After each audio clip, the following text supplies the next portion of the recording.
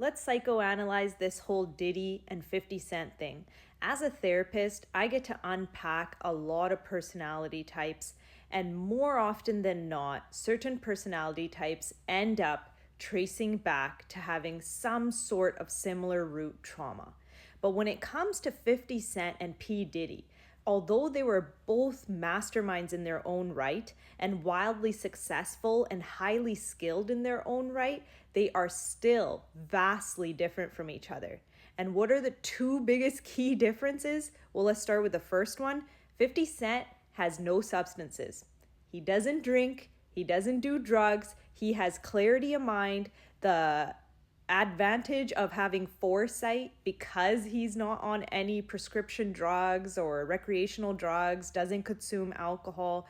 So he's able to be really meticulous and 10 steps ahead, if not 50 steps ahead in all his decision makings and endeavors, both personal and professional.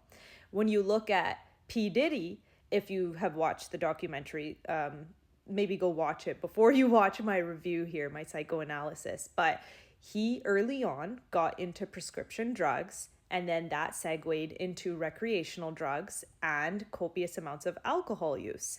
So right there, you have the biggest key difference between the two. One is making decisions on a sober mind, one is making decisions on an intoxicated mind. Toxicity. So perhaps repeated toxicity and ingesting all those substances either morally corrupted Diddy, or he was born that way. Maybe he is a sociopath. Maybe he is a narcissist.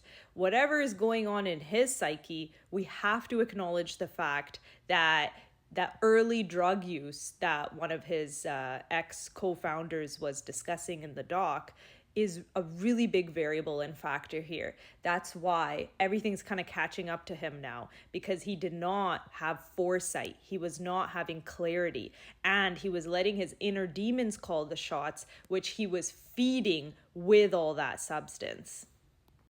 Key difference number 2, their roots. 50 Cent was raised by a loving, nurturing, compassionate grandmother. Diddy was an orphan of sorts. He has a deep rejection wound. His father, whatever the story is there, was not in the picture. He never knew him. He fantasized and created this mythical creature as to how powerful his father was. But in reality, his mother has alluded to the fact that she was also doing sex work. So perhaps his father wasn't this grandiose big gangster that he thought he was. So when you have a rejection wound and you don't have the father figure as a male, as a marginalized male, especially in the 80s and 90s, that's going to have a huge impact on what your blueprint and foundation is. What's your formula and programming for love? So now he has the programming that love is rejecting, love is hurtful.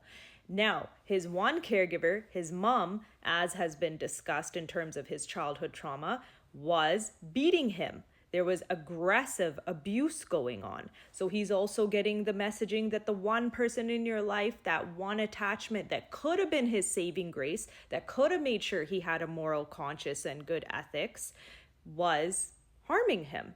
So he now has the programming that you can't trust anyone. People close to you will hurt you. And this is why the inner turmoil became this chaos that he kept creating around him. All the romantic partners, he was rejecting of them, so they didn't have a chance to be rejecting of him. All the male figures in his life, he was sabotaging and only knew how to enter the equation if he was the authority figure, if he was this manipulation mastermind, if he was the aggressor, because that's what felt safe to him. All those earlier experiences, his blueprint had so many holes in it that this is the only way he knew how to go through interpersonal dynamics. So you have one individual who comes from the streets but has a grandmother who has gave him good moral compass and values, and that is what anchored him, and that's what helped him, 50 Cent, have a good blueprint to go off of. And then you have another one who has a lot of holes in the foundation, not strongly anchored or grounded, no footing. And that is what informed the way he had a lack of ethics, and he was always backbiting and scamming people and swindling people out of money, because that's the only way he knew how to be. He's only learned that people are going to hurt you, so you may as well hurt them first. He was also most likely physically abusing romantic partners because the original woman in his life was abusive towards him. So he saw his mother in all these women. If you notice, they all have that oval baby face. They all have that short stature. They all have a certain look to them, which is a little bit juvenile, as his mother does. So a little bit of displacement and projection because of that deep mother wound. All in all, those are just a few of the variables at play. But then you look at the wealth and the power that he had attained, and then the enabling environments, because even though his greed morally corrupted him to an extreme extent, everyone around him also had greed. That's why they sat on their hands when they saw how evil and manipulative he was, and how dangerous and had fatal consequences for a lot of key people as well. And a lot of people have kept that in secrecy, and there's a reason for that, because their moral conscience is corrupted too on the road to wanting to have wealth and affluence and fame and fortune. So I think it's a really layered, complex, tangled web, but I do feel like those two key things, sobriety and early attachments in infancy and childhood, are probably the biggest pieces to the puzzle here. What are your takeaway thoughts if you've watched the documentary? And what are your thoughts on the points I'm making in terms of the psychology at play here? I'd love to hear your feedback. As usual, thank you for watching. See you next time.